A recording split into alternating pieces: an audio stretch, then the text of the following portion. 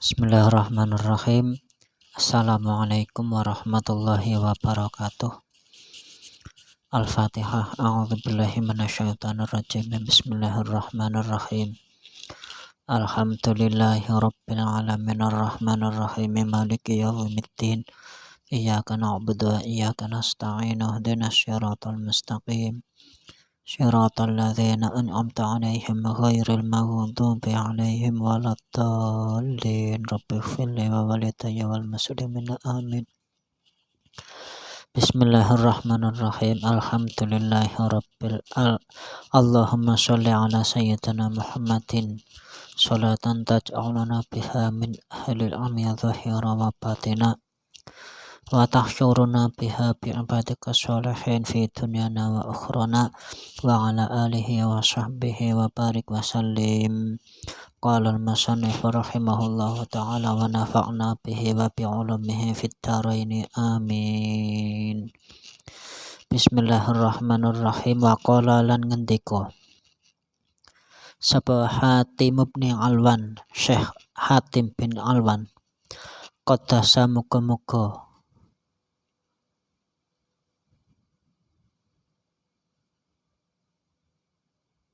nucikaken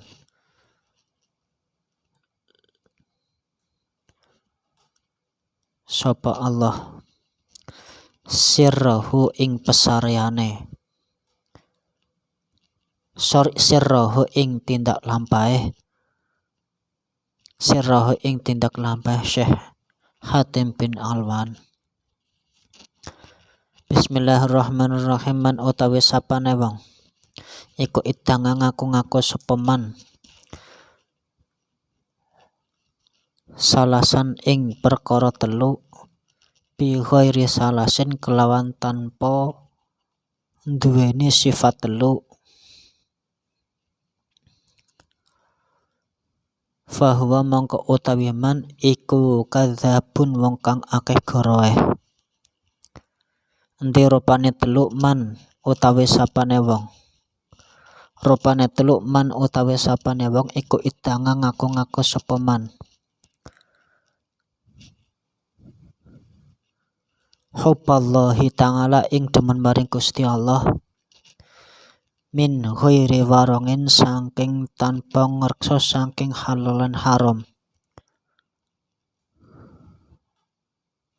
an maharimihi saking pira-pira perkara kang den haramaken dening Gusti Allah, fahuwa mongko utawi man iku kadzabun wong kang akeh gorohe. Waman lan sapane wong iku idang ngaku-ngaku sapa man mahabbatan nabi ing demen maring Gusti Kanjeng Nabi Muhammad sallallahu alaihi wasallam, min ghairi mahabbatil fakri saking tanpa demen maring wong fakir, fahuwa mongko utawi man iku kadzabun wong kang akeh gorohe. Waman lan utawi sapane wong iku idanga ngaku-ngaku sapa man hubbal jannati ing demen swarga min ghairi infaqi malihi saking tanpa nginfakaken nafaqahaken bandane man, fahuwa mongko utawi man iku kadzabun wong kang akeh gorohe. Bismillahirrahmanirrahim. Terjemahannya, barang siap Syekh Hatim bin Alwan qaddasallahu sirrahu itu berkata bahwa siapa saja yang mengaku-ngaku memiliki 3 sifat dan meninggalkan 3 sifat, atau barang siapa yang mengaku-ngaku mempunyai perbuatan yang bagus tanpa diimbangi dengan perbuatan yang bagus lagi, maka orang tersebut itu dinamakan orang yang banyak dustanya. Siapakah mereka? Yang pertama adalah siapa saja yang mengaku bahwa dirinya cinta Allah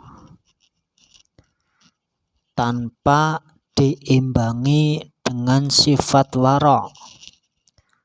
Warok di sini maknanya menjaga diri dari perbuatan yang haram, atau bisa dimaknai min warok itu lebih terkhususkan daripada yang namanya malu. Punya malu. Jadi barang siapa yang mengaku cinta kepada Allah tanpa ada rasa, tanpa diimbangi dengan sifat warok, meninggalkan perbuatan haram, menjaga diri dari perbuatan yang haram, maka orang tersebut itu banyak dustanya. Terus yang kedua, barang siapa yang mengaku-ngaku bahwa dirinya cinta kepada nabinya tanpa diimbangi dengan mencintai orang-orang fakir, maka orang tersebut juga dikatakan banyak dustanya. Dan yang nomor 3, barang siapa yang mencintai surga, menginginkan surga tanpa diimbangi dengan menafkahkan hartanya, orang tersebut juga dinamakan orang pendusta. Ini apa yang didawahkan oleh Syekh Ibnu Alwan, Hatim bin Alwan. Orang yang mengaku cinta kepada Allah, maka dia harus memiliki sifat warok, punya rasa malu, minimal malu kalau dia berbuat dosa, berusaha dengan sekuat tenaga untuk meninggalkan perbuatan-perbuatan yang dilarang oleh Allah. Yang kedua, barang siapa yang memang mengaku bahwa dirinya cinta kepada nabinya, maka hendaknya sayangilah orang-orang fakir, dalam artian muliakanlah orang fakir, muliakanlah orang-orang fakir dengan cara kita selalu memberikan nafkahnya semampu kita, orang fakir. Jadi orang kaya, kalau tidak ada orang fakir, tidak dinamakan kaya. Orang kaya itu pasti membutuhkan orang fakir, dan orang fakir itu membutuhkan orang kaya. Jadi agar terciptanya keseimbangan di dalam kehidupan bermasyarakat, terutama dalam masyarakat Islam, maka hendaknya si kaya selalu memperhatikan haliah-haliah si fakir. Bagi si fakir itu hendaknya tidak memamerkan tentang kefakirannya agar yaitu tadi bahwa kita punya harga diri sebagai orang fakir. Tentunya kita harus mempunyai harga diri sehingga ketika kita tidak ada keperluan untuk meminta, jangan sampai meminta. Atau lebih terhormatnya, apabila kita ingin membutuhkan sesuatu, ya kita lebih baik menghutang daripada meminta. Karena apapun meminta itu pasti yang namanya harga dirinya tetap dipertaruhkan. Maka si fakir itu harus mempunyai harga diri. Kalau si kaya itu harus mempunyai sifat toleransi, sifat belas kasihan kepada orang fakir. Terus yang nomor 3, barang siapa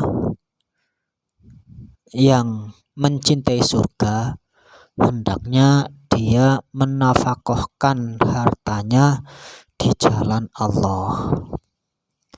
Maksudnya apa? Menafkahkan hartanya di jalan Allah itu tentunya banyak variasi. Ada yang wajib untuk dikeluarkan, ada yang sunnah untuk dikeluarkan. Nafkah yang harus dikeluarkan, yang wajib untuk dikeluarkan, yaitu nafkah kepada keluarga, itu yang paling utama. Adapun nafkah kepada orang yang lain itu semampunya pemilik harta. Nah, nafkah atau memberi sedekah yang paling utama itu memberi sedekah kepada keluarga kita. Jadi jangan sampai kita memberi sedekah kepada orang lain, tapi malah keluarga kita terlunta-lunta mencari penghidupan selain daripada nafkah yang hasil yang kita peroleh. Jangan sampai. Pemirsa yang dirahmati oleh Allah, Islam itu mengharapkan ada keseimbangan di antara maqalah, haliyah, dan i'tiqad.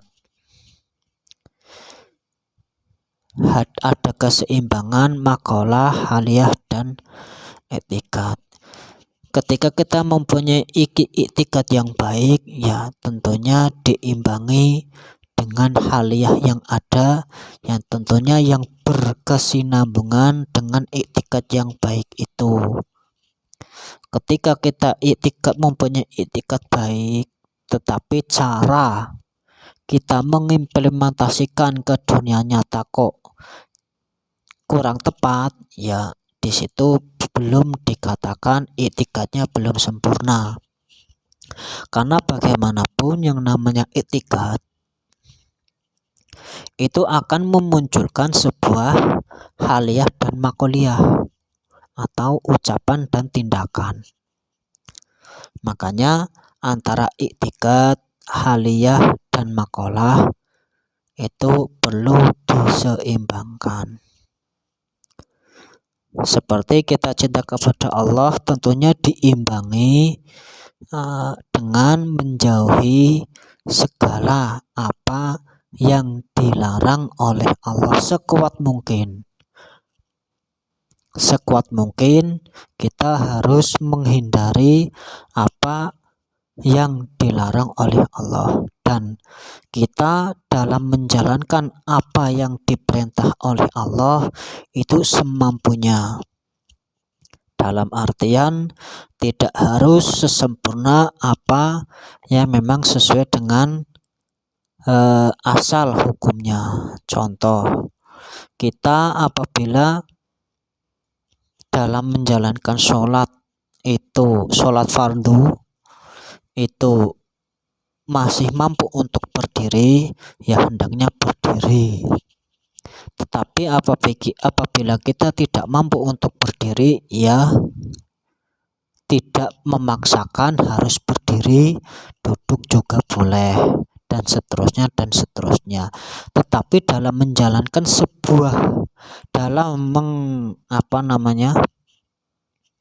menghindari sebuah larangan itu semaksimal mungkin harus bisa untuk meninggalkan apa yang dilarang oleh Allah Subhanahu wa Ta'ala.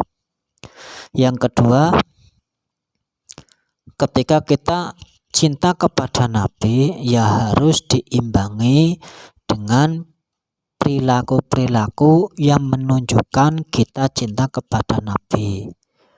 Salah satu tindak lampah Kanjeng Nabi yaitu Nabi niku mencintai orang-orang fakir, sehingga orang-orang fakir itu merasa aman ketika berdampingan dengan Nabi. Jadi orang kaya, orang miskin, orang fakir itu di hadapan Nabi sama. Bahkan Kanjeng Nabi itu lebih mengedepankan untuk selalu serawung dengan orang-orang fakir. Makanya dalam satu doanya, Allahumma ahyini miskinan wa amitni miskinan wahsyurni fi zumratil masakin. Ya Allah, hidupkanlah saya dalam keadaan miskin dan matikanlah saya dalam keadaan miskin, dan kumpulkanlah kami bersama orang-orang miskin. Dalam artian apa? Ini untuk memotivasi agar orang-orang fakir miskin itu selalu mempunyai motivasi untuk menjalankan ibadah, untuk meneruskan apa yang menjadi perjuangannya, yaitu mempertahankan keislamannya, mempertahankan keimanannya. Itu hal-hal Nabi lebih mengedepankan selalu berkumpul dengan orang-orang yang fakir miskin. Terus yang nomor 3, manakala kita menghendaki untuk bercita-cita masuk surga, ya tentunya kita salah satunya ya selalu menafkahkan hartanya di jalan Allah. Dalam bentuk apapun,